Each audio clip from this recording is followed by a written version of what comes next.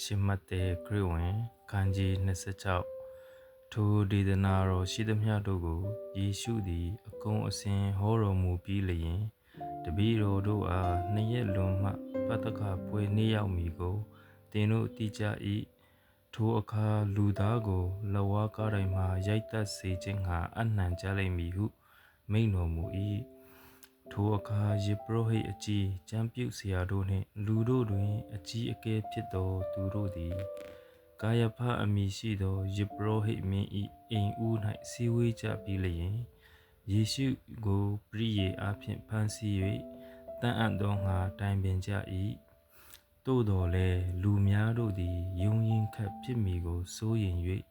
ပွဲနေ့တွင်မပြုနှင့်အောင်ဟုပြောဆိုကြ၏ဗေဒနိရွာတွင်ရှိမုန်အမည်ရှိသောလူနူ၏အိမ်၌ယေရှုရှိတော်မူသည်ဖြစ်၍မိန်းမတစ်ယောက်သည်အဖိုးများစွာထိုက်သောစီမွှေးကြောက်ဖြူခွက်တစ်လုံးကိုအထံတော်သို့ယူခဲ့၍စပွဲနားမှလျောင်းတော်မူသောကိုယ်တော်၏ခေါင်းပေါ်၌သွန်းလောင်းလေ၏တပည့်တော်တို့သည်မြင်လျင်ဒေါသစိတ်ရှိသည်ဖြစ်၍အဘယ်ကြောင့်အကျိုးမဲ့ဆုံးစေသနည်းထိုစီမွှေးကိုအဖိုးများစွာနှင့်ရောင်း၍ဆင်းရဲသောသူတို့အားပေးเสียကောင်းသည်ဟုဆိုကြ၏ယေရှုသည်တည်တော်မူလျင်ထိုမိန်းမကိုအဘယ်ကြောင့်နှောက်ယှက်ကြသနည်းသူသည်ငါ၌ကောင်းသောအမှုကိုပြုပြီး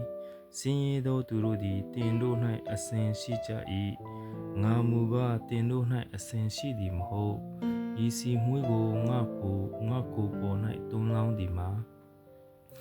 ငါအလောင်းကိုတကြိုမီဟုပြင်ဆင်ခြင်းငါပြုသည်ငါအမှန်ဆိုသည်ကဧဝံဂေလိတရားကိုမြေတပြင်လုံးတွင်ဟောသောအရရက်တို့၌ဤမိမကိုအောက်မေ့เสียဖို့သူပြုသောဤအမှုကိုကြားပြောရလက်တန်းဟုမိန့်တော်မူ၏ထိုအခါတပည့်တော်တစ်ကျိပ်နှစ်ပါးအဝင်ဖြစ်သောယူဒရှကာရုတ်သည်ယေပရောဟိတ်အကြီးတို့ထံသို့သွား၍အကျွန်ုပ်သည်ယေရှုကိုကိုယ်တော်တို့လက်သို့အပ်လျင်အဘယ်မျှလောက်ပေးပါမည်နည်းဟုလျှောက်တော်ထိုသူတို့ကငွေကျပ်30ပေးမည်ဟုဝန်ခံကြ၏ထိုအခါမှစ၍ကိုယ်တော်ကိုအချင်းငါအစဉ်တင့်သောအချိန်ကာလကိုရှာကြံလျက်နေ၏အဇုမပွဲပထမနေ့၌တပည့်တော်တို့သည်အထံတော်သို့ချဉ်ကပ်၍ကိုယ်တော်သည်ပတ္တခပွဲကိုစားတော်မူဖို့ရာဘယ်အရက်၌ကျွန်ုပ်တို့သည်ပြင်ဆင်စေခြင်းကအလိုရှိတော်မူသည်နည်းဟုမေးလျှောက်ကြသောကိုယ်တော်ကမြို့တွင်ဤမည်သောသူ၏အိမ်သို့သွားကြဆရာမှားလိုက်သည်ကငါအချိန်နီးပြီသင်အိမ်၌ငါတပည့်တို့နှင့်တကွပတ္တခပွဲကိုငါခံမည်ဟုထိုသူကိုပြောကြလော့ဟုမိန့်တော်မူ၏တပည့်တော်တို့သည်စီရင်တော်မူသည့်အတိုင်းပြု၍ပတ္တခပွဲကိုပြင်ဆင်ကြ၏ညဥ်ရန်အချိန်ရောက်မှတပည့်တော်တစ်ကျိပ်နှစ်ပါးတို့နှင့်အတူစပွဲ၌လျောင်းတော်မူ၏စား၍နေကြစဉ်ကိုယ်တော်ကငါအမှန်ဆိုသည်ကတင်တို့တွင်တစုံတစ်ယောက်သောသူသည်ငါကိုအနှံလိမ့်မည်ဟုမိန့်တော်မူလျင်တပည့်တော်တို့သည်အလွန်ဝမ်းနည်း၍သခင်အကျွန်ုပ်လောဟုအသီးသီးမေးလျှောက်ကြ၏ကိုယ်တော်ကလည်း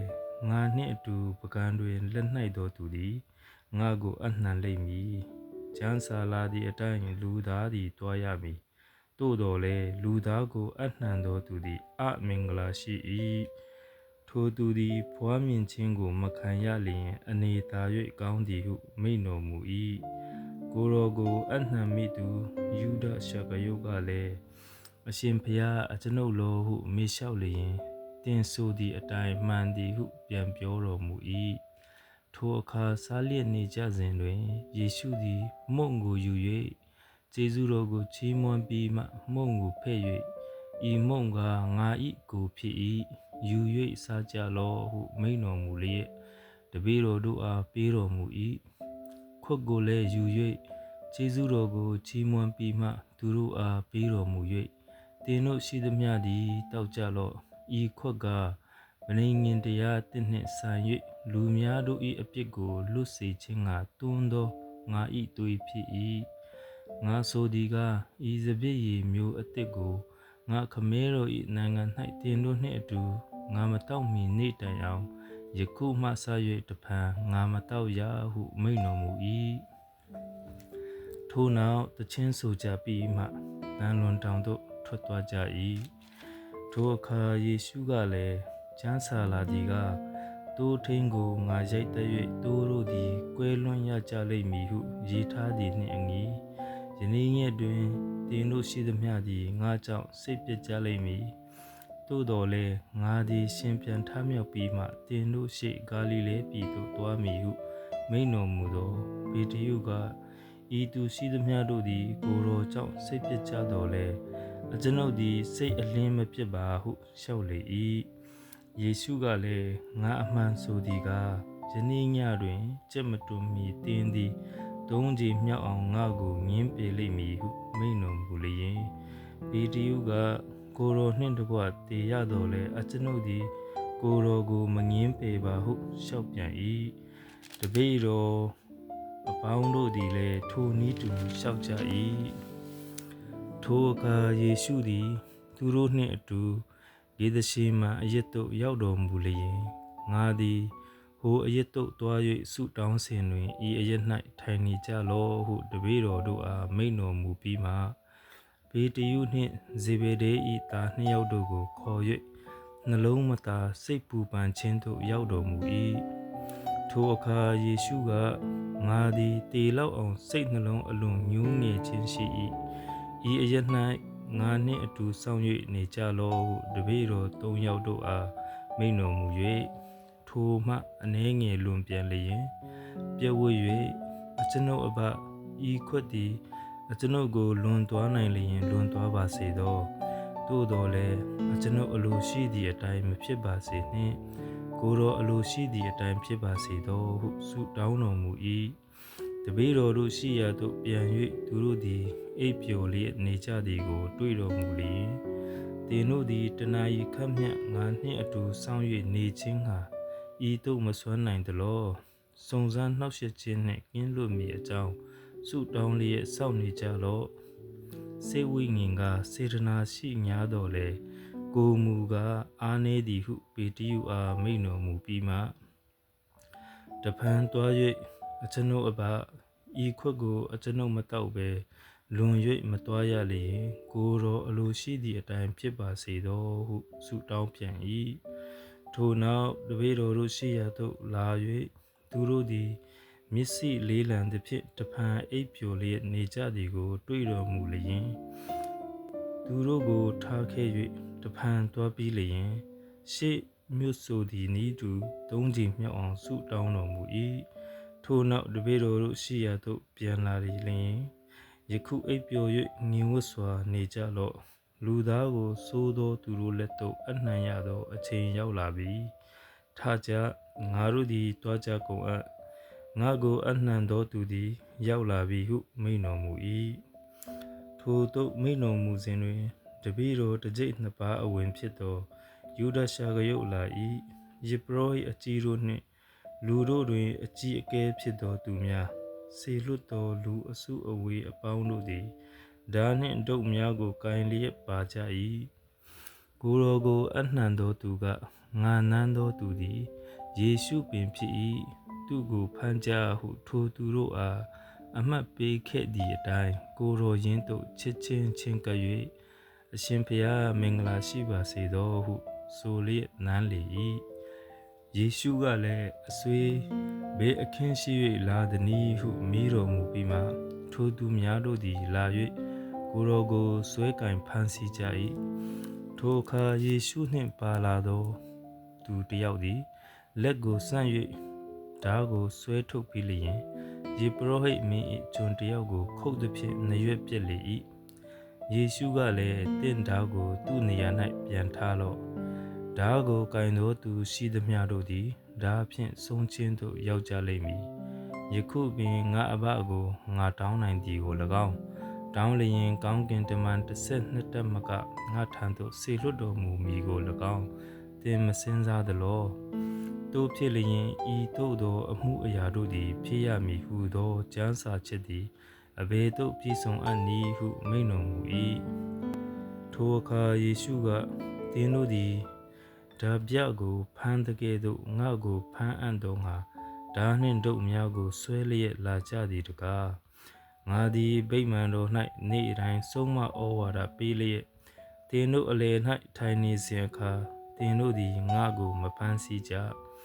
ထိုအကြောင်းအရာမူကားအနာဂတိကြံပြည့်စုံမည်အကြောင်းတည်းဟုလူအစုအဝေးတို့ကိုမိန့်တော်မူ၏ထိုအခါတပည့်တော်အပေါင်းတို့သည်ကိုယ်တော်ကိုစွန့်ပစ်၍ပြေးကြ၏ကိုယ်တော်ကိုဖမ်းဆီးသောသူတို့သည်ကျမ်းပြုစရာလူအကြီးအကဲများစည်းဝေးရာယေပရောဟိတ်မင်းကာယဖထံသို့ဆောင်သွားကြ၏ပေတရုသည်လည်းယေပရောဟိတ်မင်း၏အိမ်ဦးတိုင်အောင်ကိုယ်တော်နှင့်ဝေးစွာလိုက်၍အတွင်းသို့ဝင်ပြီးလျင်ထိုအမှု၏အဆုံးကိုသိမြင်ခြင်းငှာမင်းလူလင်တို့နှင့်အတူထိုင်နေ၏ယေပရောဟိတ်အကြီးတို့နှင့်လူအကြီးအကဲလူအရာရှိအပေါင်းတို့သည်ယေရှုကိုတတ်ရမည့်အကြောင်းမမှန်သောတသက်ကိုရှာတော်လဲမတွေ့ကြမမှန်သောတသက်ခံအများလာတော်လဲတသက်ကိုမတွေ့ကြနောက်ဆုံး၌မမှန်သောတသက်ခံနှစ်ယောက်တို့သည်လာ၍ဤသူကငါသည်ဘုရားသခင်၏ဗိမာန်တော်ကိုဖြိုဖျက်၍သုံးရက်အတွင်းတွင်တည်ဆောက်နိုင်သည်ဟုပြောပါသည်ဟုတသက်ခံကြ၏ယေပရောဟိတ်မင်းသည်ထ၍တင်းသည်တခွန်းမြတ်ပြန်၍မပြောသလောဤသူတို့သည်အဘယ်သို့တသက်ခံသည်နည်းဟုဆိုလျင်ယေရှုသည်တိတ်ဆိတ်စွာနေတော်မူ၏ယေပရောဟိတ်မင်းကလည်းတင်းသည်ခရစ်တော်တည်းဟုသောဘုရားသခင်၏သားတော်မှန်သည်မမှန်သည်ကိုငါတို့အားပြောစေခြင်းငှာအသက်ရှင်တော်မူသောဘုရားသခင်ကိုငါတိုင်တည်၍တင့်ကိုကျိန်ဆိုစေ၏ဟုဆိုလျင်ယေရှုကတင်းဆိုသည့်အတိုင်းမှန်၏ထိုမြတ်မကငါဆိုသည်ကနောင်ကာလ၌လူသားသည်တကိုးတော်၏လက်ရာဘက်၌ထိုင်လျက်မိုးတိမ်ကိုစီး၍ကြွလာသည်ကိုသင်တို့မြင်ရကြလတံ့ဟုမိန့်တော်မူ၏ထိုအခါယေပရောဟိတ်မင်းသည်မိမိအဝတ်ကိုဆုပ်လျက်ဤသူသည်ဖျားကိုလွန်ကျူး၍ပြောပြီးအဘယ်သက်သေကိုလိုသေးသနည်းဖျားကိုလွန်ကျူး၍ပြောသောစကားကိုယခုပင်သင်တို့ကြားရပြီ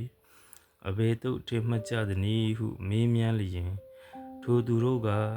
ဤသူသည်အသေးခံထိုက်ပေ၏ဟုပြန်၍စီရင်ကြ၏ထိုအခါမျက်နှာတော်ကိုတတွေးနှင့်ထွေးကြ၏လက်သီးနှင့်ထိုးကြ၏အချို့တို့သည်လည်းလက်ဝါးနှင့်ပါးကိုရိုက်၍အချင်းခရစ်တော်ကိုတော်ကိုဘယ်သူရိုက်သည်ကိုပရောဖက်ပြု၍ဟောတော်မူပါဟုဆိုကြ၏ပေတရုသည်ပြင်မှအိမ်ဦး၌ထိုင်နေစဉ်အစေအပါးမိန်းမတစ်ယောက်သည်သူရှိရာသို့လာ၍သင်သည်လည်းဂါလိလဲလူယေရှုနှင့်ပေါင်းဖော်သူဖြစ်သည်ဟုဆိုလျင်ပေတရုကသင်ပြောသောအရာကိုငါမသိဟုလူအပေါင်းတို့ရှေ့၌ငင်းခုန်လေ၏ထိုနောက်ပေတရုသည်အိမ်ဦးရှိသို့ထွက်ပြီးမှအခြားမိန်းမသည်သူ့ကိုမြင်၍ထိုအရက်၌ရှိသောသူတို့အားဤသူလည်းနာဇရက်မြို့သားယေရှုနှင့်ပေါင်းဖော်သူဖြစ်သည်ဟုဆိုလျင်ပေတရုကထိုသူကိုငါမသိဟုကျိန်ဆိုလျက်တဖန်ငင်းခုန်ပြန်၏ထိုနောက်များမကြာထိုအရက်၌ရက်နေသောသူတို့သည်ပေတရုအနီးသို့လာ၍အကယ်စင်စစ်သင်သည်လည်းထိုသူတို့အဝင်ဖြစ်၏တင့်စကားသည်တင့်အကြောင်းကိုထင်ရှားစေ၏ဟုဆိုကြလျင်ပေတရုကထိုသူကိုငါမသိဟုဒိဋ္ဌံပြု၍ကျိန်ဆို၏ထိုခဏချင်းတွင်ကြက်တွန်လေ၏ယေရှုကကြက်မတွန်မီသင်သည်သုံးကြိမ်မြောက်အောင်ငါကိုငင်းပယ်လိမ့်မည်ဟုမိန့်တော်မူသောစကားကိုပေတရုသည်